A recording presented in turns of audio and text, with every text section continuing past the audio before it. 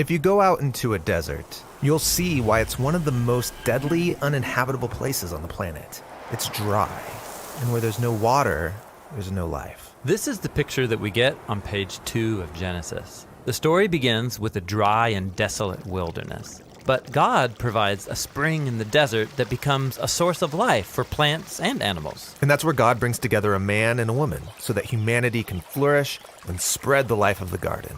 Exactly. And that garden spring becomes a river that flows out to water the entire world.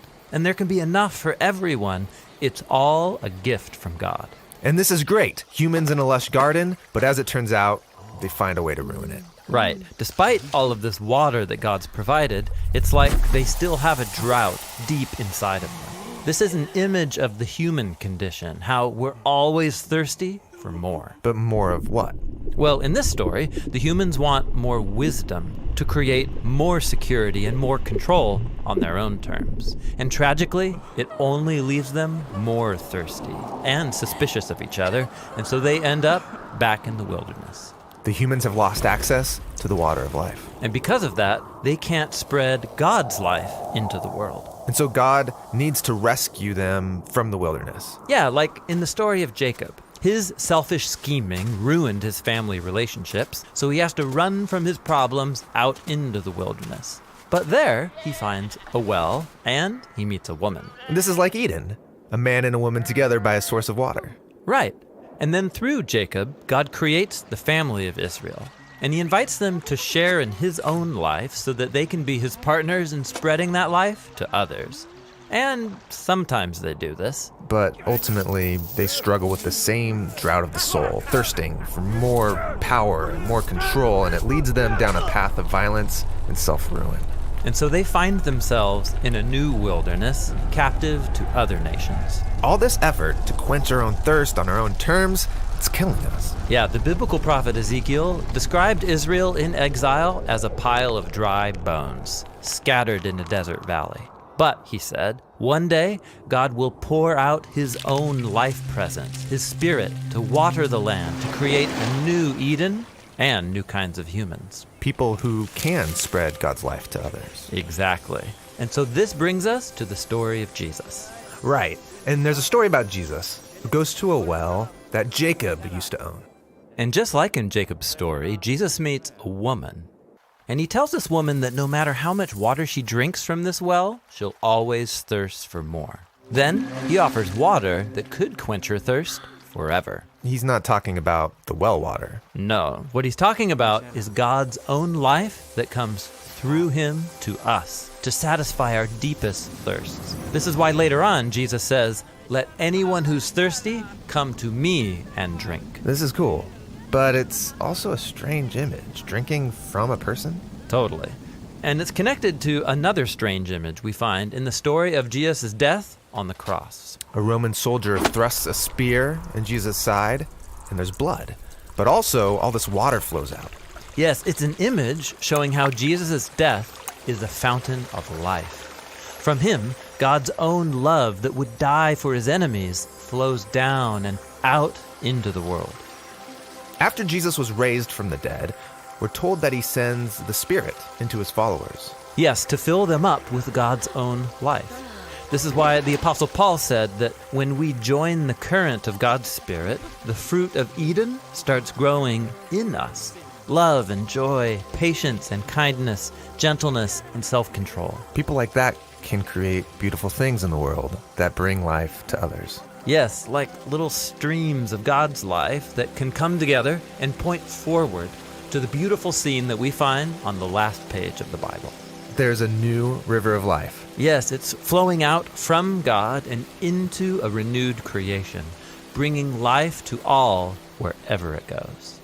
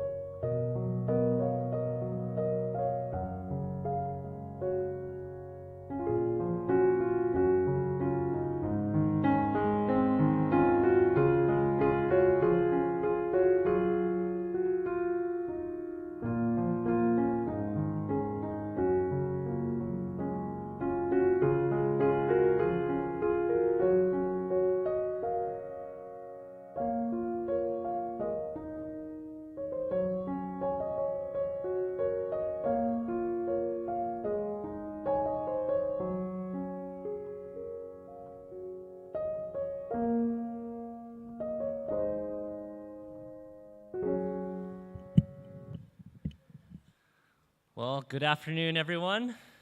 Happy Sabbath.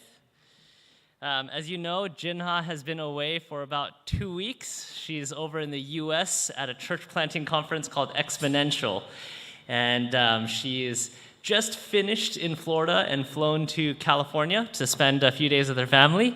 And so she sends her regards and says hello to all of you. This has been a very long 2 weeks for me. The boys are over there. I'm sure they're fine too. It's been a long 2 weeks. And the boys have been really well behaved, but it's just, the amount of time that a single parent thinks through like meal preparation is just like, it occupies like half of the day. Like, what am I gonna make for breakfast, lunch, and dinner? And it's just like, oh my goodness, it's never ending. Like multiple rounds of dishes every single day anyway. It's like, how do we use this many dishes? So what this has led me to is my knees. And there's this Bible reading plan that's written by the Bible Project, and it's called What Gives You Hope? And I was kind of going through my thing in this season of life, and I thought, I really want to read something and just kind of connect with God in a meaningful way. And so I started going through this reading plan, and you can find it on Bible Project or on YouVersion as well. But it's really about this idea of how Jesus offers peace in spite of our circumstances. He says there's a new or a different kind of peace that I give you, not the kind of peace that the world gives. And so usually when we think of peace, it's based off of the absence of conflict. And really, from a Christian worldview, peace comes from a person rather than our circumstances. And so it's been a really meaningful thing for me. I wanted to share it with you all as you might be thinking about hope and peace as well. Something else that's been helpful in this time of, how do I describe it? It's not suffering. It's not terrible, right? Like I'm like over-exaggerating. Just this time of a different routine. We'll describe it that way. There's this group called PIMS, and they're called Partners in Ministry. And it's usually the wives of the husbands, but I am the husband of a pastor, right? And so I qualify as a PIM.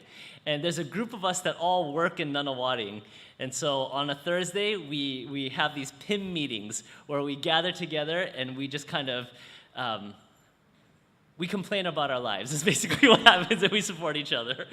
And there's just something so incredibly therapeutic about just banding together in the midst of our suffering. And I found, this Bible reading plan has been great, and having the PIMS group has also been really, really helpful. So I hope you as a church community can press together in the midst of your suffering as well. Just wanted to share a few announcements with you all. As usual, we have our birthdays through Feb and March, and I'm going to do something a little different. I'm just going to take a picture of this slide, and I'm going to invite you to do the same if you feel so impressed. Now, usually, I look at the list and I go, yep, I'm going to tell that person happy birthday. And the date comes around and I always forget. Nurturing as a pastor is not my strength. It is Jinha's superpower.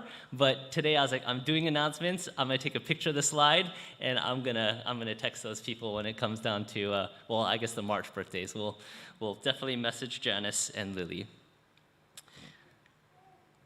As usual, we have our ministry to the homeless community at the Vic Market. This takes place on the second and fourth Friday. If you'd like to participate, feel free to contact Kay, who's in the back, and he's our faithful Adra manager. Something new that we've done is we've started a Melbourne City Adventist Church Spotify playlist.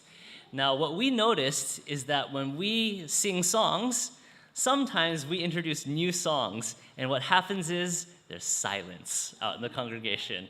And what we thought is, if we put together a song list, as a church, we can listen to these songs together, and throughout the week, you can learn the songs so that when we worship together, these songs will have meaning for you, and hopefully music becomes an important part of worship for you as well. And so there's a Spotify playlist. We hope you can sign up to it, and we'll be adding new songs as time goes by. We also have our Melbourne City Adventist Church social groups. There's a group that goes cycling every now and then. There's a group that plays mahjong, and then the tennis group every Tuesday If you'd like to get connected, feel free to let myself know, and I'll add you to the Melbourne City Adventist Church WhatsApp group, and you can get updates on the dates and times and locations. We also have our weekly Bible study group on a Wednesday. Lorraine, sorry to put you on the spot. What book are you guys going through this time?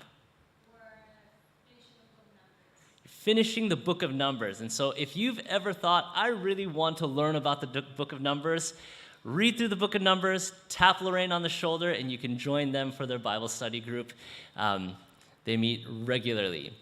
A very important announcement, next Saturday, church is going to be closed. So March 16, please do not come to worship here. The leadership team is going to be taking that weekend, and we're going to be planning the yearly calendar, and so we're going to take one Sabbath out to make sure that the rest of the weekends for the rest of the year are going to be fantastic. And so no church next Sabbath.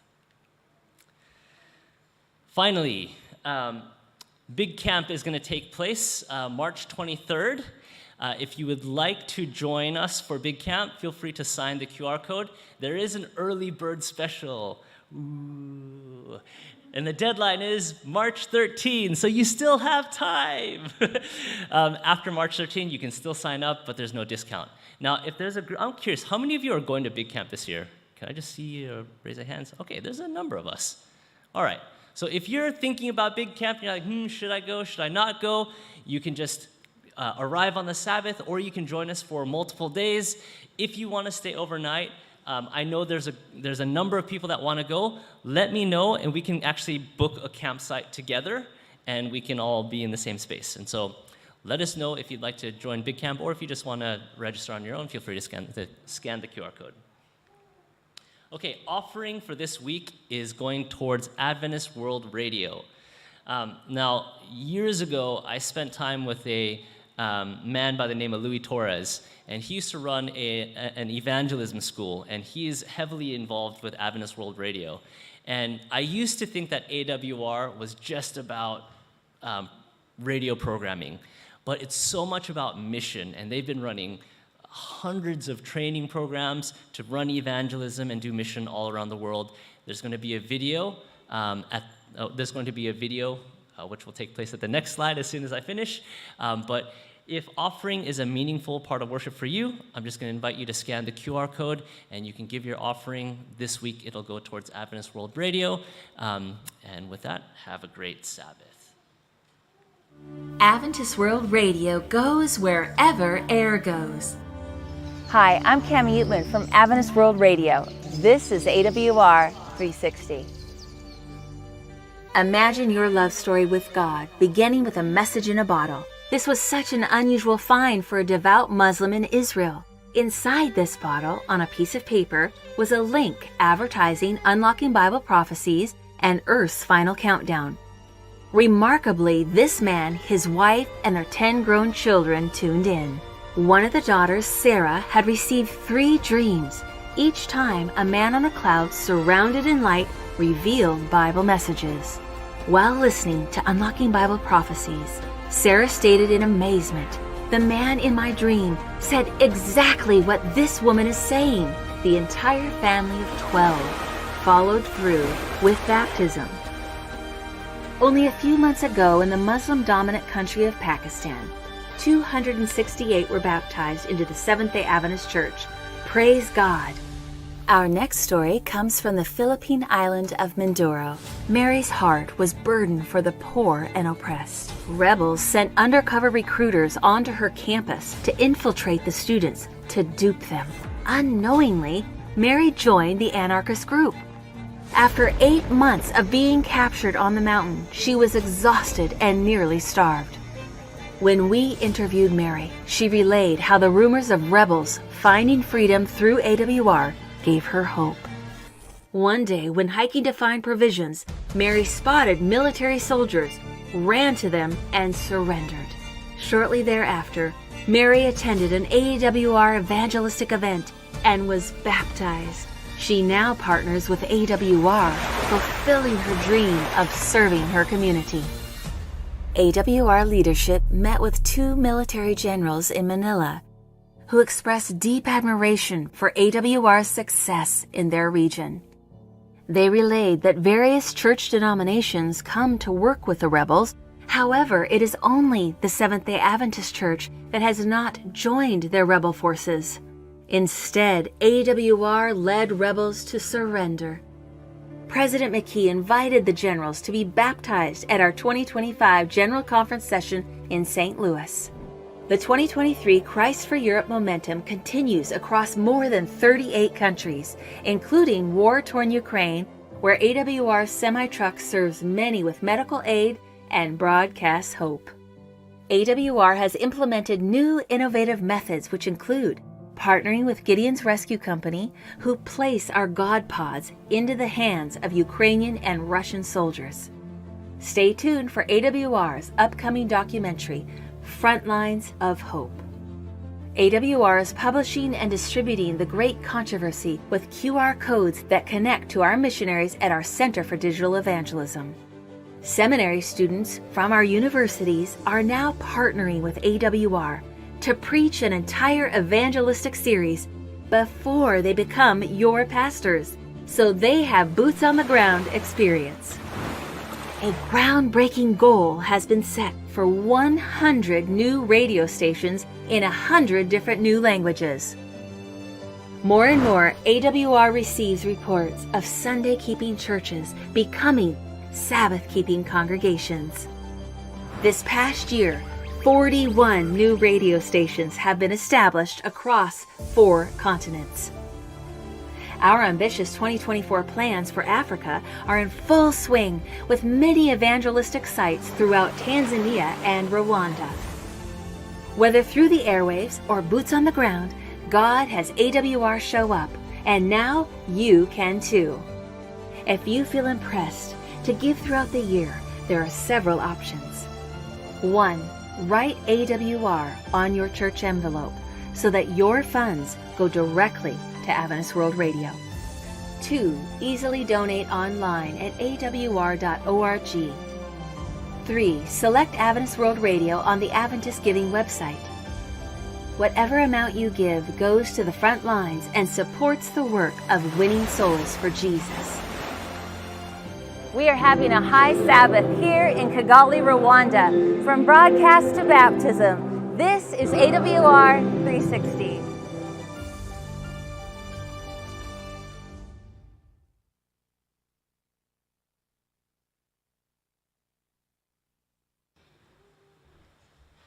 Please bow your heads with me in prayer. Dear Jesus, thank you that we're able to come today and worship you. Please be with Pauline as she's speaking today and help us to be able to get something out of her message. Also be with all the young families and children and help them be able to grow and become more like you. Also be with victims of natural disasters and be with the conflicts that are in Israel and Palestine and Ukraine and Russia at the moment and elsewhere in the world. Please be with Hanja and Franklin's visa situation and help them that to get resolved. And also be with Naomi's parents' health and help that to improve, as well as Tamira's chronic pain and Attila's health. And also be with Ingrid's health and her daughter Ona, Vienna, and Ingrid's carers, Owen. And in your name, Amen.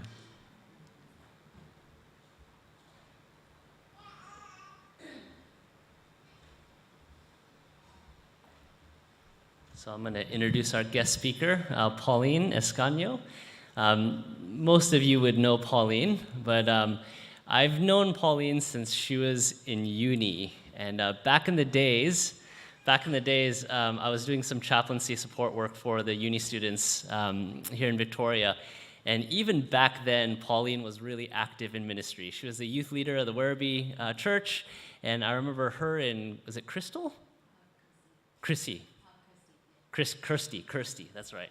Pauline and Kirsty were the youth leaders out in Werribee, and we had networked churches together, and every single time Pauline was there at the meeting, contributing, like really busy. I've never seen Pauline not busy. And ever since then, I've just seen her participate in ministry. And I'm so glad that you can come and spend an afternoon with us to preach for us. I know even in our church, you're active in the children's ministry as well and in social media. And just really appreciate your heart for God. And so I just want to invite you up to the front, and I'll have a word of prayer for you, Pauline. Father God, we come before you today, and Father, I just want to lift up Pauline to you in prayer, and you've been leading her through an incredible journey, and she has such a heart for you and such an experience with you, and I just pray that your Spirit would be in this place to speak to our hearts and through Pauline, we just pray these things in your name. Amen. Thanks, Roy. I actually can't believe I've known Roy since my uni days. Oh my goodness. It's also showing my age.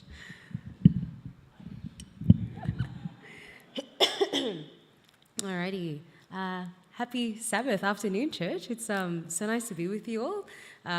Fun fact, if you weren't here about a fortnight ago, I had just come from America, and it was so full of joys and laughter, but it was also a little bit of a stressful time for us, as it was my first time caring for my grandparents. And the first place I wanted to go to after home was actually here with you guys. So yeah, just a little bit of a shout out to you all for thank you for making this place really warm.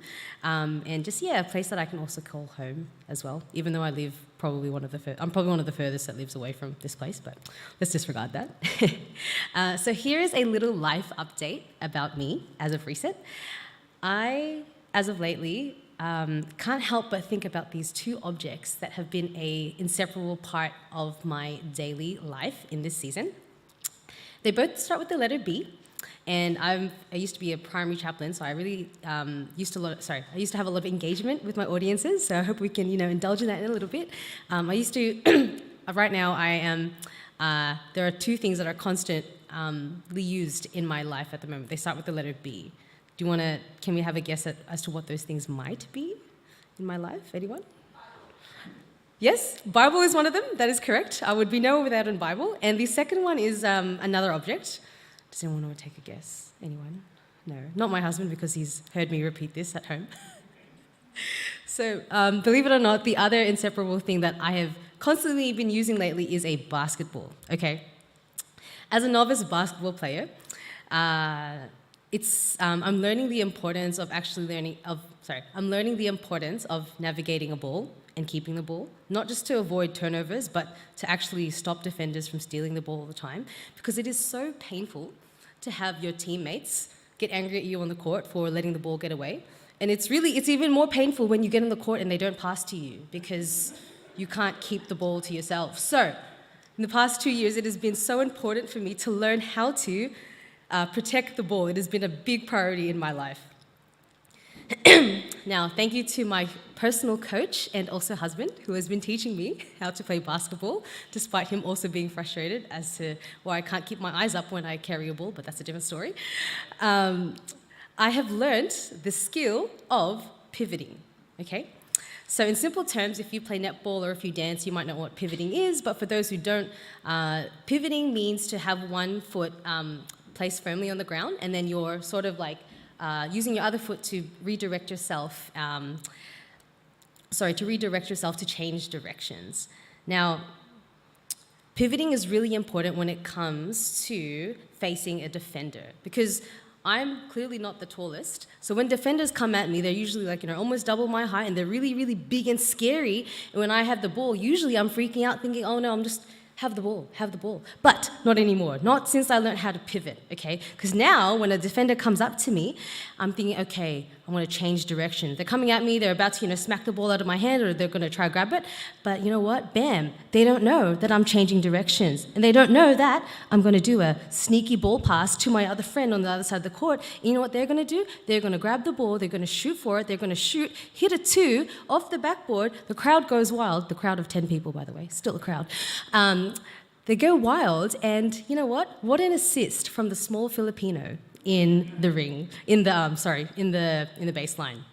So I have learnt a lot from pivoting. pivoting is really essential in the game of basketball, and it's also essential in a lot of team sports. But similarly, whether you're new to the Christian faith or whether you're a seasoned Christian, pivoting in life or changing directions in life is something we become very, very familiar with, very acquainted with. And sometimes I laugh at it because I say, God, are we getting too familiar with this experience of being constantly surprised all the time?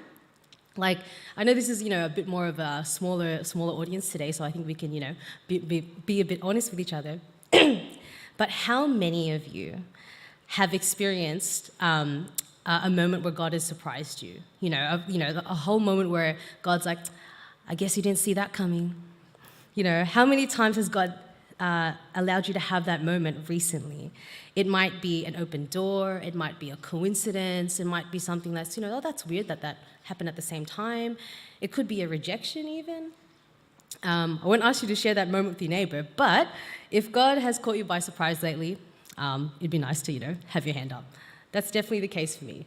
That is most of us. Okay, thank you for being honest Christians, everyone.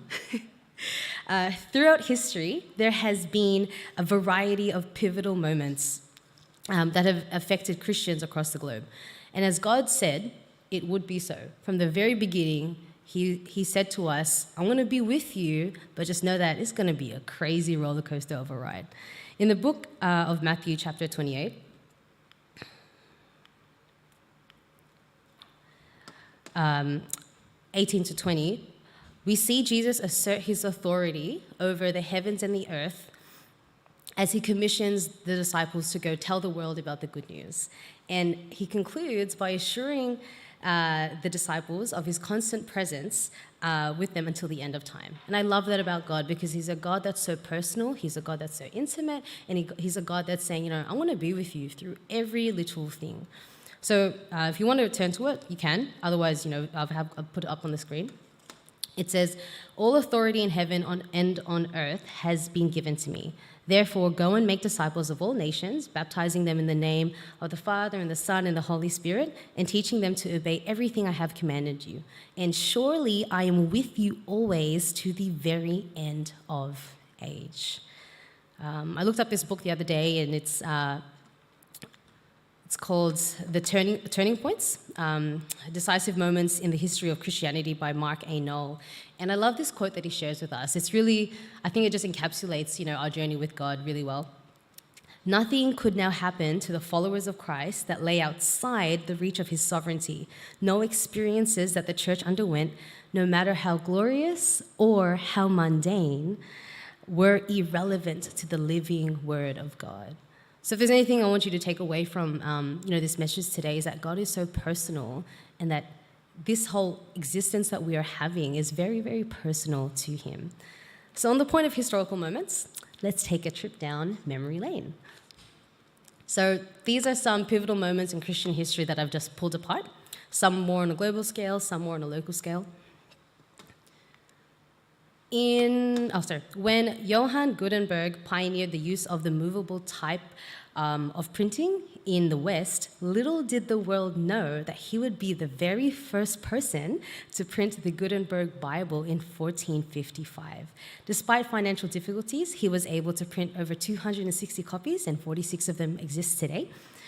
And this played a massive and integral role in aiding the Protestant Reformation because Bibles became accessible. So, and the reproduction of the Gutenberg Bible, known as the Mazarin Bible, hopefully I'm pronouncing that correctly, is housed in the Mazarin Library at the French Institute in Paris. The world didn't know that Johann Gutenberg would play this much of a significant part in history, but God did. Now, this is another one that was really big for me. Oh, sorry, let's go back for a second. Horatio Spafford, who was a successful attorney and real estate investor, lost a fortune in the Great Chicago Fire of 1871. At the same time, his beloved 4-year-old son died of scarlet fever. And I don't have a family yet with kids, but we are looking forward to having one. And it just really crushes my soul to even see this kind of tragedy take place. Thinking a vacation would do his family some good, he sent his wife and 4 daughters on a trip to England by ship, planning to join them after he finished some pressing business at home. However, while crossing the Atlantic Ocean, the ship was involved in a terrible collision and sunk. More than 200 people lost their lives, including all 4 of Horatio Spafford's precious daughters. His wife, Anna, survived the tragedy, and upon arriving in England, she sent a telegram to her husband, and it said, "Saved alone. What shall I do?"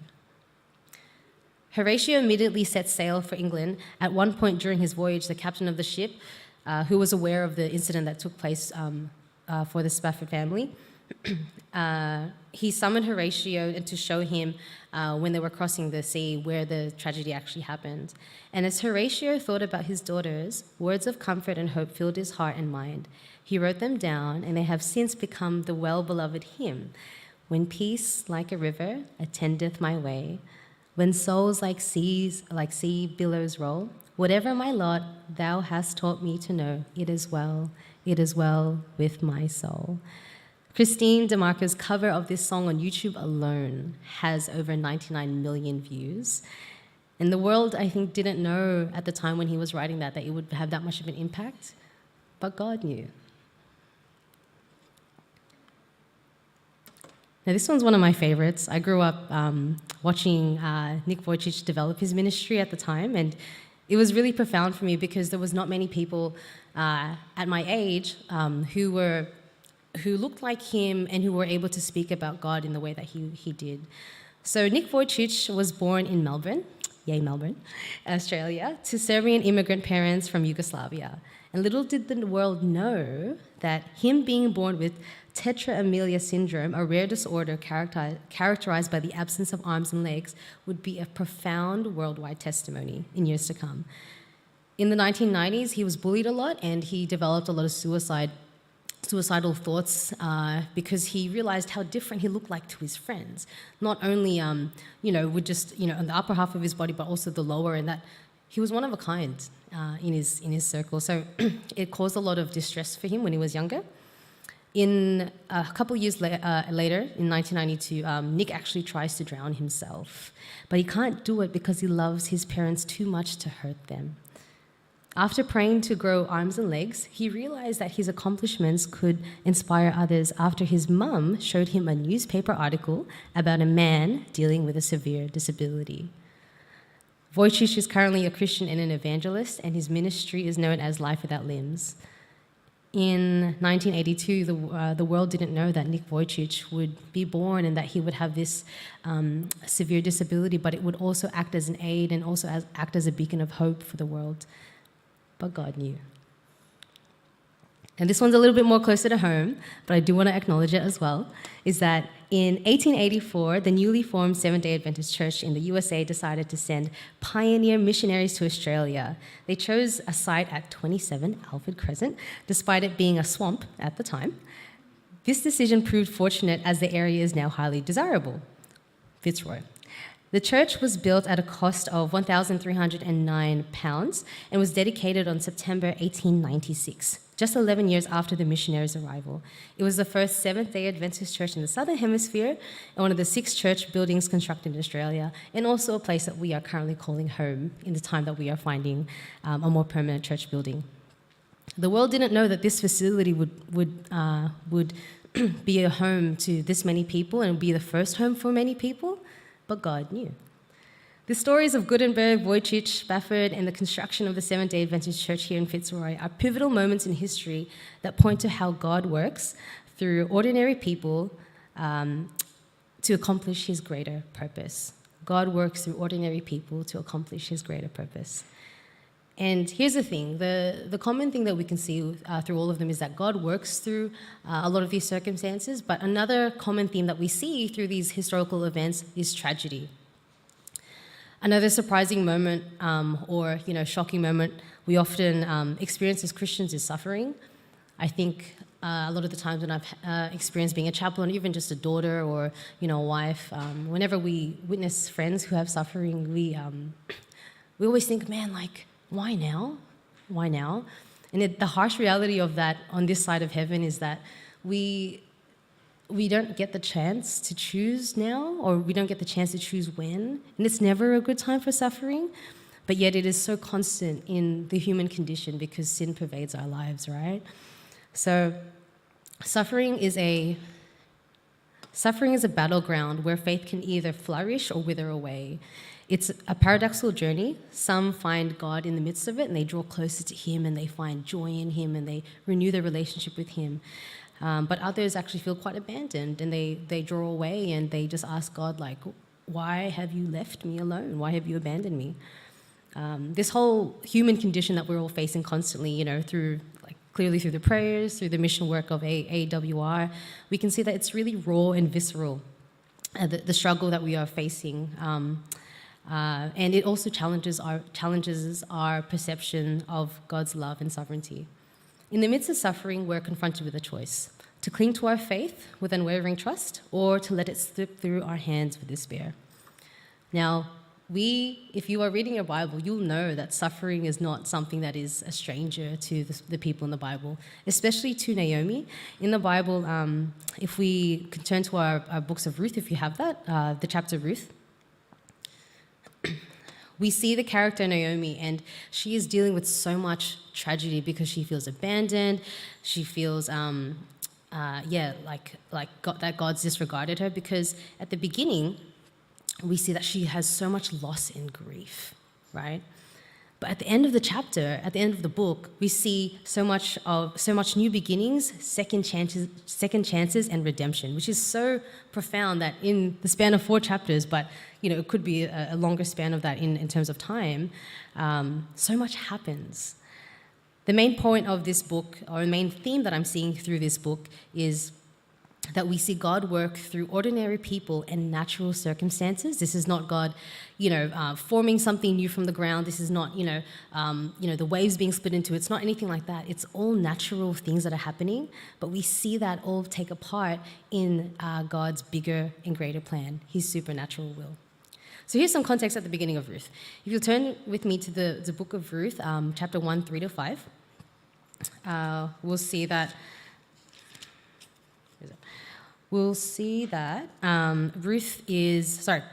Naomi. Naomi and her husband moved to Moab because they're trying to get away from a famine. And unfortunately, we see her husband die, and that's already a really big deal to see your own partner and your person be separated away from you. And then shortly after, she has her 2 sons die, and she's left with her 2 daughter-in-laws. Now, this is really beyond confronting. First her husband, now her sons. If you thought Job was the only one in the book who went through suffering in family, this is an example to show you that there are many in the Bible and many in today's world that experience suffering of the same kind.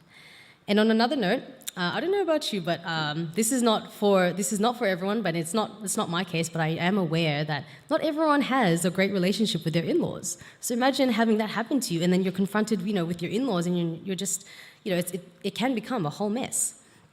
As we read on, we see that in verses 8-22, we see that Naomi is so bitter about her name. So we see that that Ruth wants to stay with Naomi, but as Ruth is calling Naomi's name, Naomi's just, it's like poison to her ear, and she's saying, like, don't say that name. My name is now Mara, because all I can see is red. All I can see is bitterness, because I'm so discouraged at this time.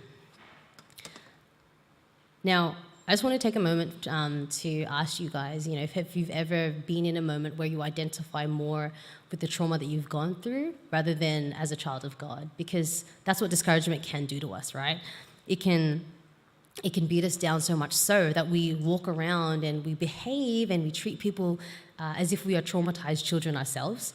And I'm not disregarding that we're not, but first and foremost, God says that we are His children, that we have inheritance to His kingdom, to His providence, to His protection, and to His purpose. But when we are discouraged, we can forget all that. So I hope that, as we read the Word, that we are just constantly reminded that first and foremost, God is our protector and that He will take care of us. As we read on, we recognize the choice that Ruth makes as a new widow to accompany her mother-in-law in going back home for Israel. Not only does she go where she goes, though, Ruth doesn't just do that, she actually does what she does. So she fully adopts everything her mother-in-law is doing. Now, Naomi is a dedicated follower of Yahweh, God. And that means that Ruth starts to become a dedicated follower of God. And it is really special here in this moment, because in this moment, if you were to be there in that point of history, you would start to see that this is the very beginnings of Ruth developing a relationship with God. And this is a very ordinary thing that is happening. She's just journeying with her mother-in-law to a new place, but we can see that God's supernatural plan is taking place. They arrive in Bethlehem and the barley harvest. And at this time, the barley harvest was beginning. So again, another event that is very, very natural, very ordinary, that is taking place, but God is using it. Now, in chapter 2, verse 1, we witness Ruth devising a plan to glean the fields, hoping to gain favor with anyone she encounters. Little did the world know was that Naomi had a relative in that area that was related to her late husband. So as Ruth goes to glean in the fields, she serendipitously finds herself in the fields of Boaz. And Boaz is related to Elimelech, and Elimelech was Naomi's late husband. So we're seeing, okay, like God is really like putting people in place here. He's like orchestrating something, but they're not seeing it from a bird's eye view. They're seeing it just from like their ordinary view. In verse 5, we notice that as Ruth is gleaning in the fields, Boaz starts to notice her. Now, let me ask you something. Do you remember, or if you currently have, you may have a crush at the moment, you may have someone that you have your eyes set on. And I just love this part of the story because I think about Ruth and Boaz, and it says clearly that he notices her. And I don't think that's like, okay, like that's just that person with, nice hair and he turns away. I reckon he like genuinely like glances at her and like just love at first sight. That's honestly the way that I'm interpreting this part of the Bible. And I love that because it's giving romantic comedy, it's giving, butterflies, it's giving pitter-patter on the heart, And Boaz recognizes, okay, there's a bit of chemistry here between us. He asks her who she is, and homeboy that he has in the fields goes, don't you know who Ruth is? Ruth is the person who came alongside Naomi. She traveled with her and accompanied her and took care of her to get to where she is here. So, long story short, Ruth has this like really good reputation that's going around as she's someone who is honoring her parents. So Boaz is pretty impressed, okay? He continues to walk up to her and he says to her, they have a bit of a conversation, who are you? This is who I am. And he says to her, Miss Ruth, don't go anywhere else. You gotta stay here, okay? Stay here. I've told all the men around not to lay a hand on you. And if you're thirsty, help yourself to the jars of water. Boaz is someone who's not saying that to everyone, so she's getting special treatment here. So clearly there's some sparks flying between them. Ruth continues to glean, and that evening she sees Naomi, and she tells her all about this interaction. I mean, who wouldn't? Gobsmacked, Naomi shouts, "The Lord bless him," and reveals to her that she knows this guy. He's Boaz. He's my late husband's relative. You know that this guy can redeem us? And she says in verse 20 this word called, he can be, or he is our kinsman redeemer, right? Now, in some translations it says guardian redeemer for that. But kinsman redeemer means that it's a person that can actually help relieve someone from a place of danger or a place of suffering in that time. But it has to be a form of a relative. So, I didn't see that coming when I was reading the story. I don't know if you did, but I didn't see it coming. The next part is a little bit odd, okay? So the next part is a bit strange. Because in a modern day type of dating, I probably wouldn't recommend this. I hope that our future daughter never does this, but the Bible is full of surprises. Naomi is insistent that Ruth pursues a relationship and a future with this man. She's like, go after him because he's gonna help us out. And she gives her some advice to go see him, and to see him at this threshing floor. So because Boaz works along the farms, he's always in this place. And sometimes just the timing and the things. Like, I love mother's advice. I'm always taking my mother's advice. My mum is here at the moment, but just sometimes mothers have some really strange concoctions to solutions. Sometimes, But us as daughters, we'll sometimes be crazy enough to go through with it. So one night, Ruth goes to the threshing floor where Boaz sleeps, and she lies down at his feet. So if I'm thinking, if I'm you and if I'm Boaz and there's someone lying at my feet, and if it's 2023, I'll probably start screaming if I saw that person, but it doesn't actually say anything like that in the Bible, but my interpretation. So she lies down at his feet. Okay, strange, but she does it. And when he wakes up, he's like, oh my goodness, whoa, who are you and what are you doing here at the end of my bedside table, first of all. So she and Ruth, starts to introduce herself, and I don't know what time of night this is, but it's clearly dark at this point because he can't see her. But she starts to explain to him that she's marriage material, and that she continues to say that, hey, you're our kinsman redeemer, you can do this for us. I don't know what constitutes that conversation at the time of night, but it happened. And that she also says that the marriage that she hopes to have with him isn't just for her, though. So this is the kind of person that Ruth is. She's the woman that people are talking about, that she honors her parents. She really does that. This isn't just for her, though. This is also for Naomi, because if Naomi gets redeemed, then that means her bloodline will continue, because it's about to end. Well, it has ended because her sons are not around anymore. And Boaz thinks about this. He has this decision in front of him, and he thinks, oh, wow, this is a woman of honor, and I can see a future with this woman. And he's pretty impressed. So in the morning, he goes to make it known that he wants her to be a wife. But there is an issue.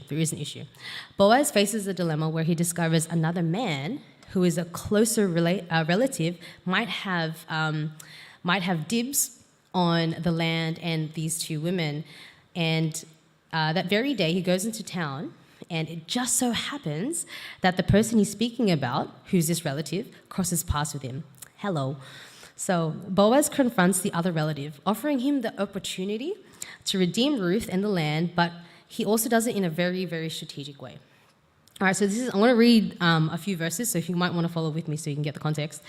In chapter 4, verse 2 to 10, actually.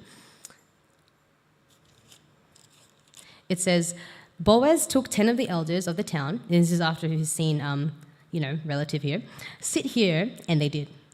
Then he said to the guardian redeemer, Naomi, who has come back from Moab, is selling the piece of land that belonged to our relative Elimelech. I thought I should bring the matter to your attention and suggest that you buy it in the presence of these seated here, in the presence of the elders of the people. If you redeem it, do it so. But if you don't, tell me, because I'm next in line. I just skipped a few verses there. Relative goes, I'll redeem it. But then Boaz, he's smart. He left some part out, okay? Then Boaz said, on the day that you buy the land, by the way, from Naomi, you also acquire Ruth, the Moabite, the dead man's widow, in order to maintain the name of the dead with his property. And then relative is thinking, I don't know if I want this deal anymore.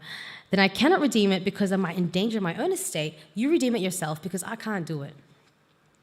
Now, earlier times in Israel, the way that trades would happen is that, or the transfer of property would happen, is that they would take off a sandal and they would give it to the other person. That was part of legalizing the transaction, and that it took place. So the guardian redeemer said to Boaz, buy it yourself, and he removed his sandal. Then Boaz announced to the elders and all the people, today you are all witnesses that I have bought from Naomi all the property of Elimelech, Kilon, and Mahlon.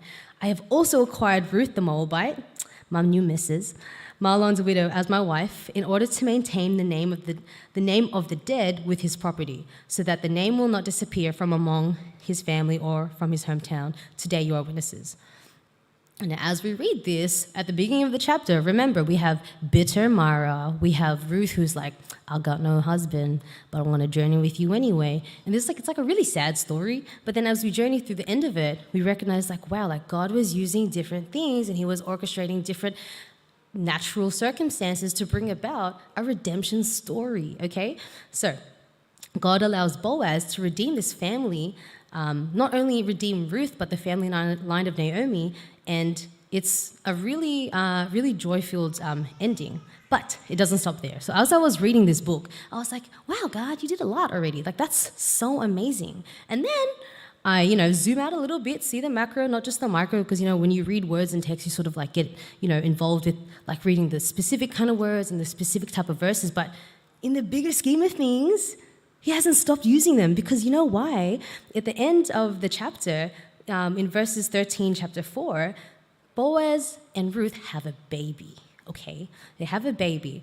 And I just love what it says about it. Go read it. It's really romantic.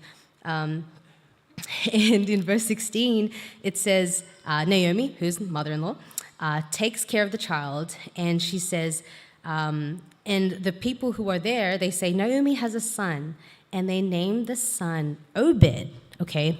Obed. And then he becomes the father of Jesse, who then becomes the father of David, who then begins the line of where Jesus is. Which is crazy, because here we are seeing, okay, I'm thinking when I first read this book, like, this is just, two people falling in love. It's amazing. It's role modeling marriage for me. But then I realized that he doesn't stop there. He uses their story and he extends it to be part of, the most main character person we have in this, in the timeline of history, which is so amazing. Here's a lineage to give you an example. So, yes, we have Ruth and Boaz.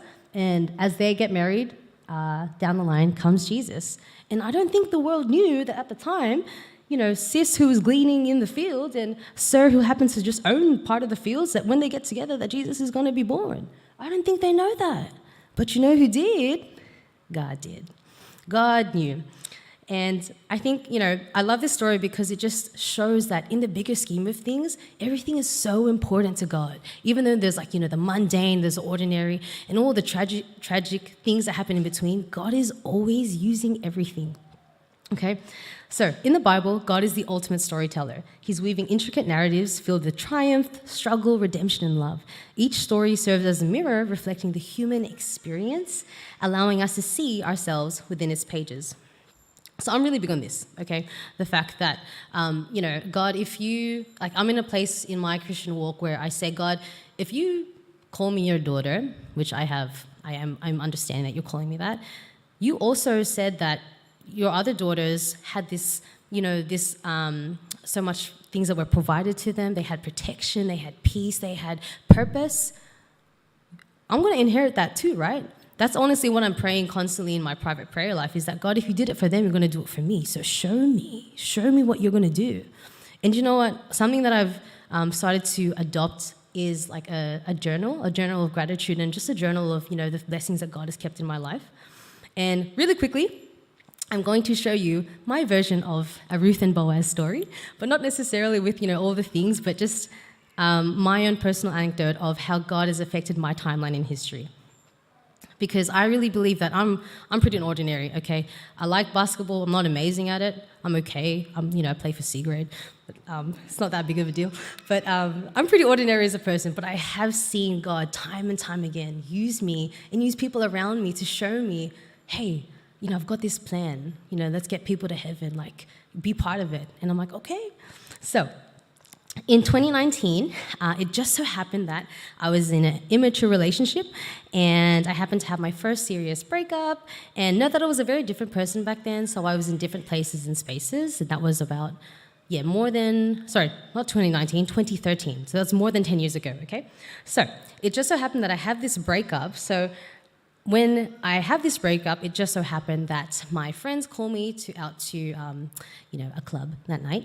And then we go to the club, and I'm supposed to meet this person, but instead of meeting that person, because that person ends up going to Brazil that night, and I'm like, okay, I'm not going to see you anymore, I end up seeing someone else because they have mutual friends with me. And it just so happened on August 10 or 11, it might have been midnight at that time, the year of 2013, I happened to meet a guy named Mark. And it just so happened that he noticed me, you know, the whole butterflies, pitter-patter on the heart thing. And Mark and I happened to be in an era at that time in 2013 where if you're Filipino, you're dancing. And if you're also dancing, you're probably wearing, you know, hip-hop clothes and that sort of thing. So that was sort of like, you know, what we were about at that time, and we end up starting a relationship. And it just so happened that because I was starting to get into that era of, you know, dancing, that sort of thing, that that I would start to get to know well-known dancers in that field. Now, if you're someone who, if you ever heard the theology that, you know, God can't use anyone or anything outside of the church, trust me, God is bigger than that, because he has used so many things that were like, whoa, like a surprise to me in my life. Anyways, as I get more involved with dancing, I meet these really amazing people called Keone and Mari. And I only kind of briefly meet them, but when I see them on stage, like, their performance is electrifying, and there's something very, very different about them and everyone else in the scene. And then I meet them, and it just so happened that I do a little bit more research because, you know, as a girl, you know how to stalk quite well.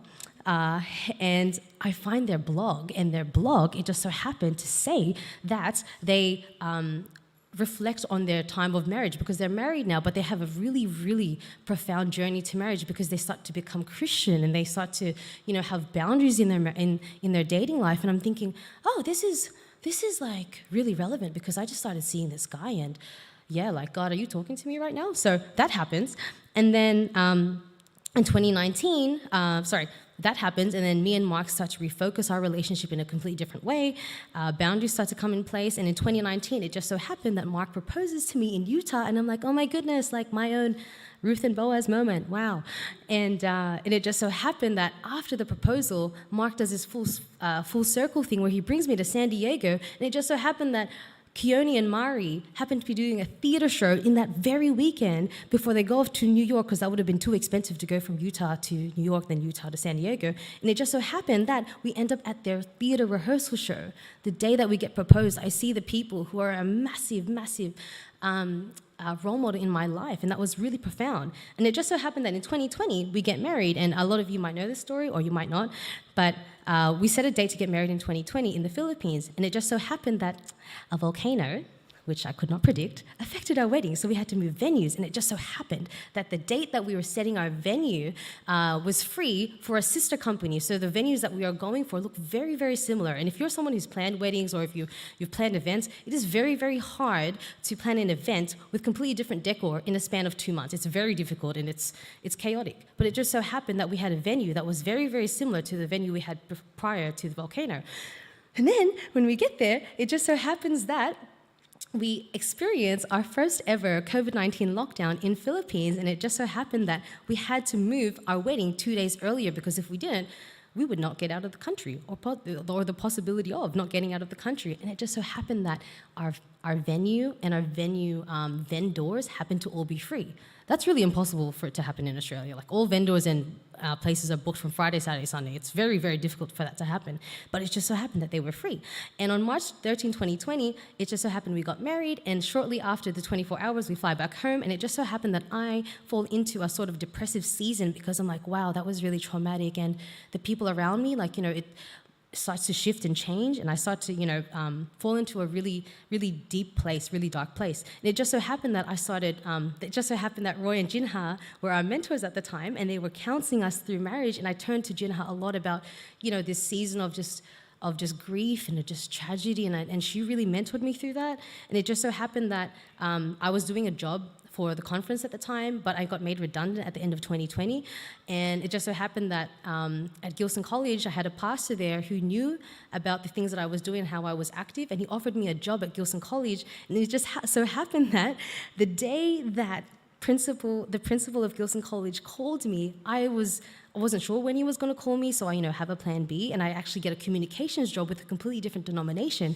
But it just so happened that the day that I accept this job with a completely different denomination, the principal of Gilson calls, and I change things. And it just so happened that without knowing, in the span of 2.5 years, I see God really changed my life inside and out.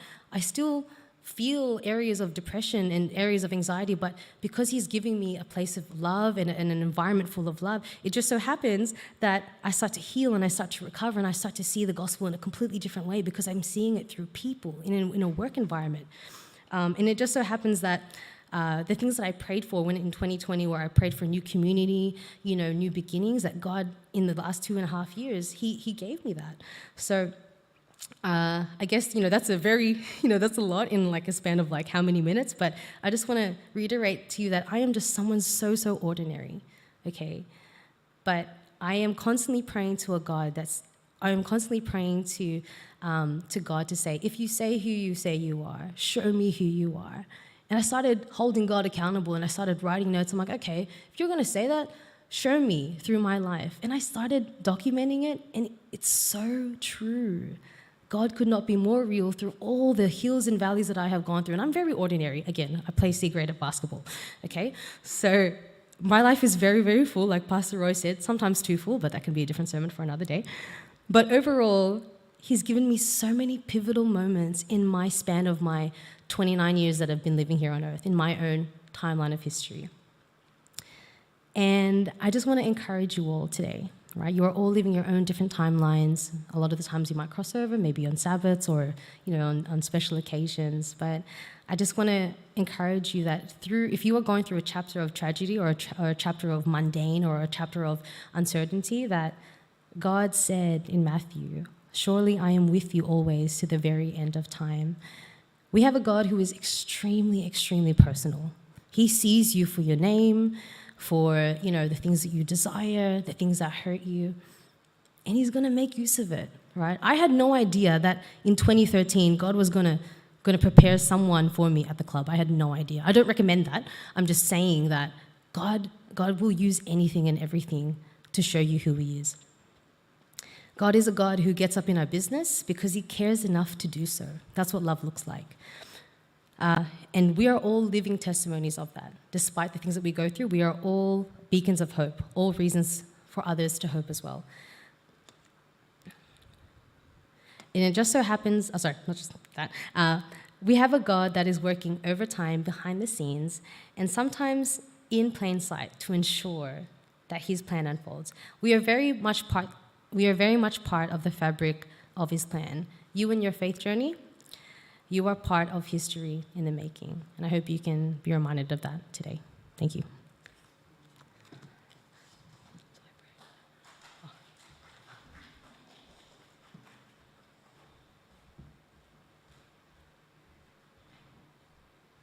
Thanks for sharing the message in your story, Pauline. As usual, we have our discussion time. For those of you who are here in person, we have a special treat because the chef has prepared the nibbles today. So Charwin and Emran have been out back prepping the nibbles. For those of you who are joining us online, we hope you can join us in person to also share in nibbles prepared by Chef. But you can scan the QR code and go through the discussion questions.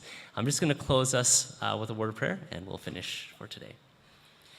Father God, as we consider your plan as it unfolds in our lives, I just pray that you would make us open to pivot in the areas that your Spirit prompts us.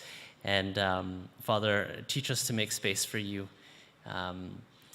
that we can be aware of your working in our lives. And we pray these things in your name. Amen.